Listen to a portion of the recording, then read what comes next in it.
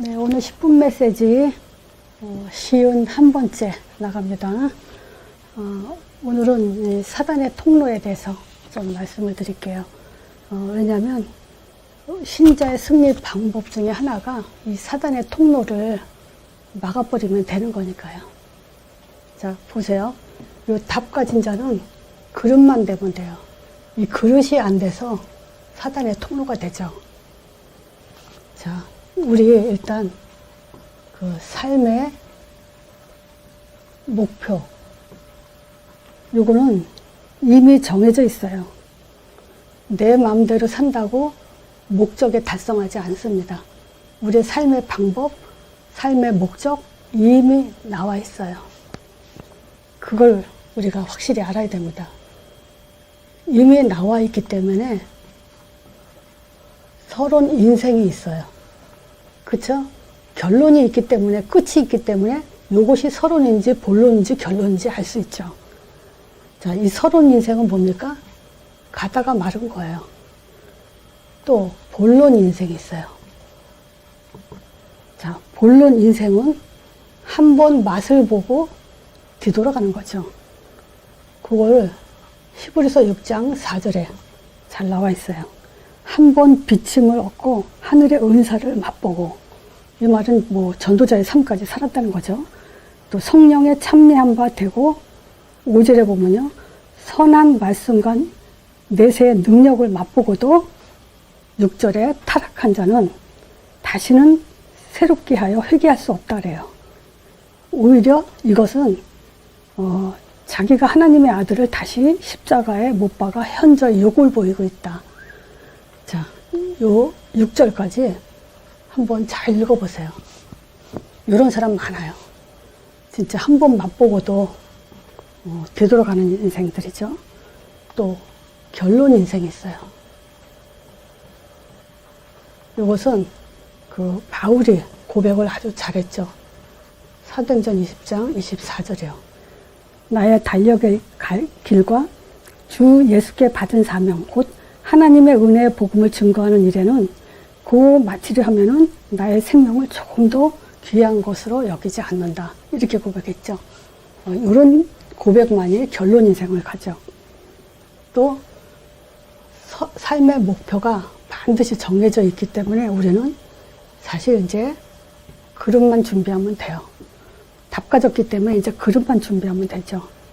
이 그릇은 자신 발견부터 해야 돼요. 자, 우리는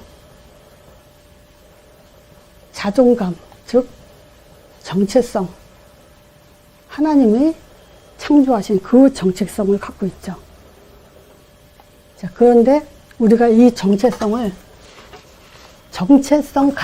주신 대로 살지 못하고 부끄러운 인생을 살면 그거는 사단의 통로가 되고 있죠. 그리고 우리 자신을 좀 객관화하길 바랍니다. 객관적 입장에서 한번 나를 바라보세요. 자, 그리고 모든 것을 초월하는 땅의 것, 쓸데없는 것, 이런 것들을 초월하는 그런 삶을 살아야 됩니다. 자, 우리는 이 말씀을 통해서 두 가지를 볼 수 있어요. 사단의 역사와 하나님의 답, 이 두 가지를 사실은 볼 수 있는 거죠. 일단 오늘 창세기 3장 1절에서 6절, 요거는 사단의 원형이라고 할 수 있어요. 본질이라고 할 수 있죠. 요 창세기 3장 1절에서 6절을요, 불신자에다 대입해서 얘기하는 게 아니고요, 신자들이요.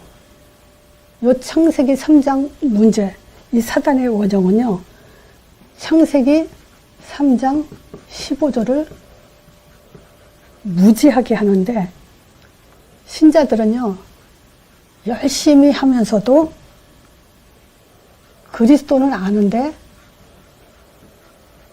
그 능력을 알지 못하면 창세기 3장 15절 무지에 들어갑니다.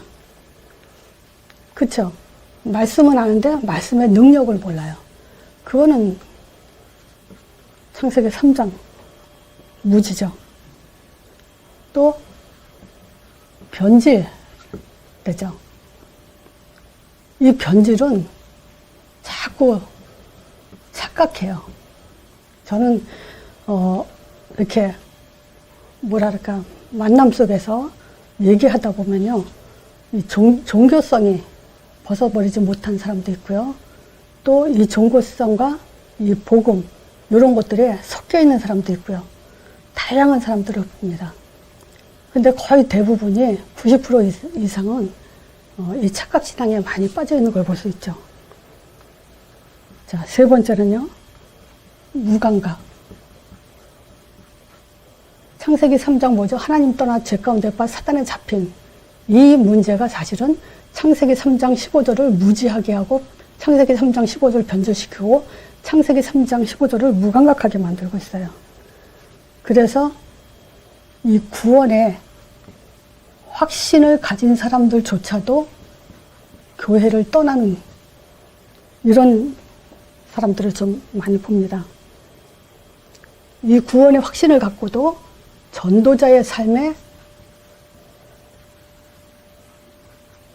길을 가지 못하는, 결국 왜 그러냐? 시간이 흐름을 흐를 속에 이 복음이 무감각해지기 때문에 그렇습니다. 자, 그러면 성경에 기록되어 있어요. 사단이 무슨 짓을 하는지. 자동적으로요. 베드로전서 5장 8절에서 9절에 보면요, 근신하라 깨어라 너희 대적 마귀가 우는 사자와 같이 두루다니며 삼킬 자를 찾고 있어요. 계속 사단이요 안 자요. 하나님도 안 주무십니다. 영은 자는 법이 없고 쉬는 법이 없어요. 계속 24시, 그러면 날마다 틈도 없이 계속 뭐하냐, 삼킬 자를 찾고 있어요. 그래서 믿음을 굳게 해서 저희 대적 마귀를, 저희를 대적하라는 거예요. 이 삼킬 자를 이기는 데는 요 믿음밖에 없어요. 자, 그런데 자 보세요. 사단이 무슨 짓을 하냐? 자, 무슨 짓? 구원을 못 받게 하죠. 제일 중요한 건.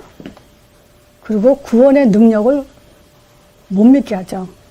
두 번째, 성령 인도 못 받게 하죠. 자, 요거는요, 지금 그 한동안 많이 했는데 또 잊어버렸을까봐 지금 그 반복, 뭐랄까, 뿌리내리는 차원에서 지금 다시 말씀드립니다.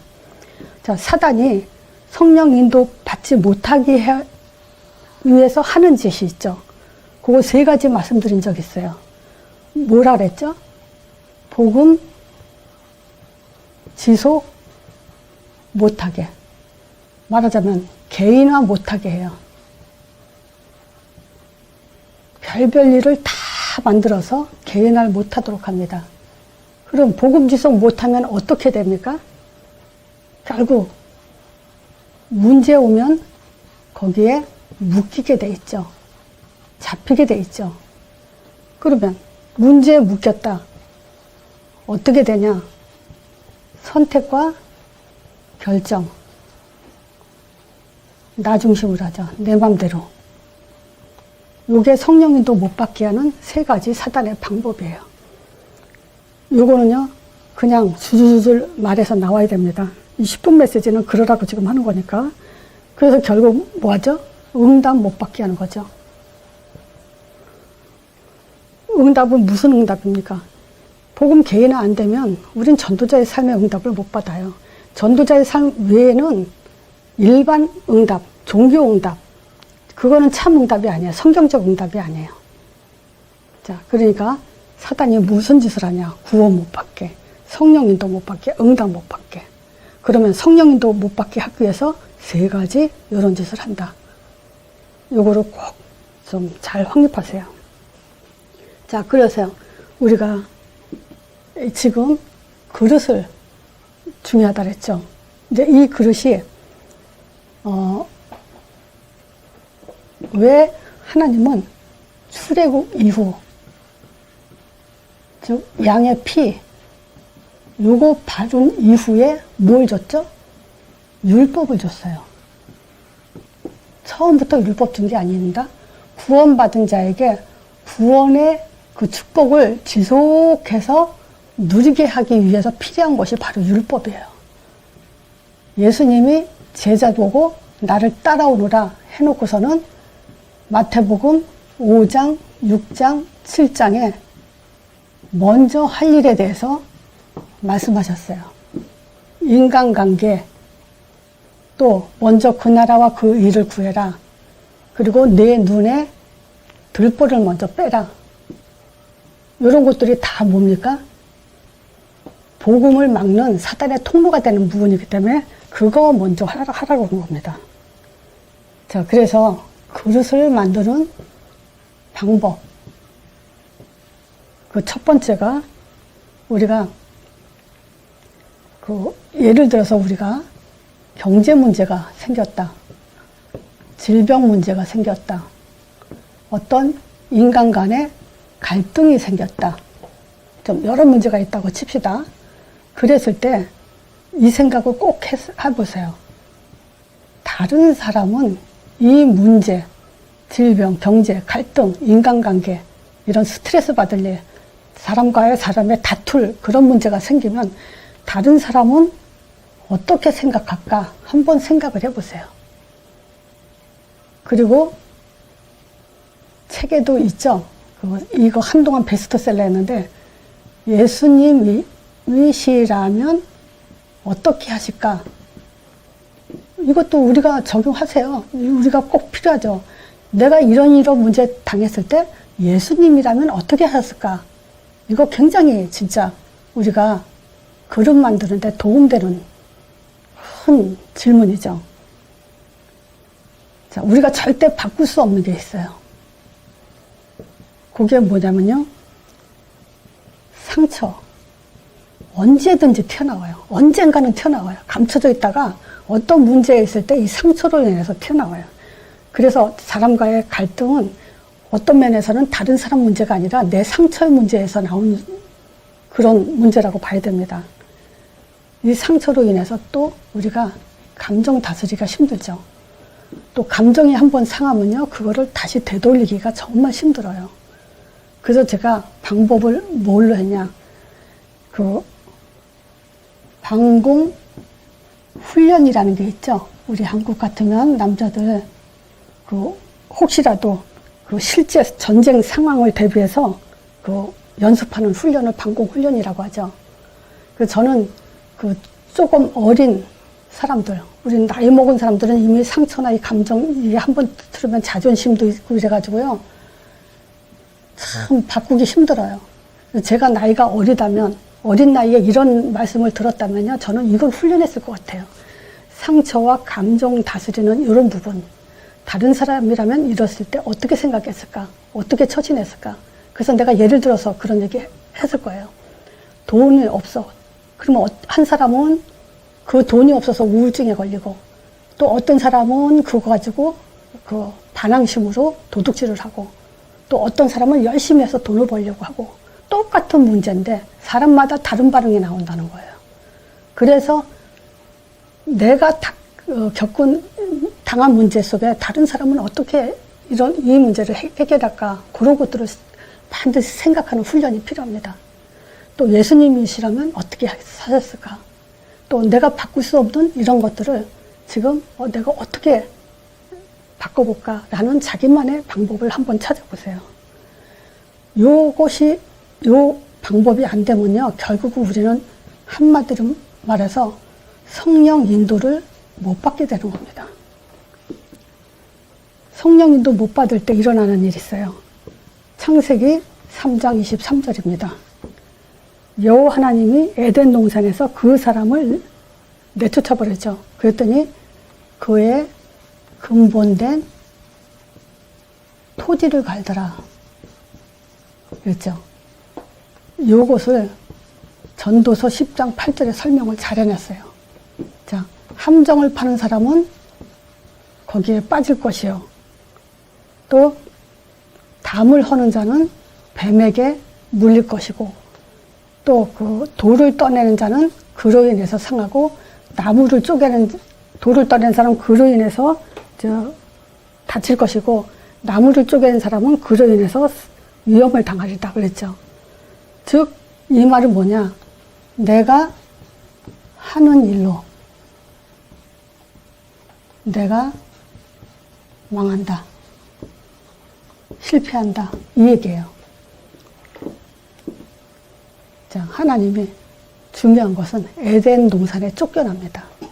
우리가 그릇을 만들지 못하면요, 복음을 아무리 갖고 있어도요, 성령님도 못 받아요. 성령님도 못 받는다는 말은 뭐냐? 하나님으로부터 쫓김을 당하는 거죠. 쫓겨난다는 거죠.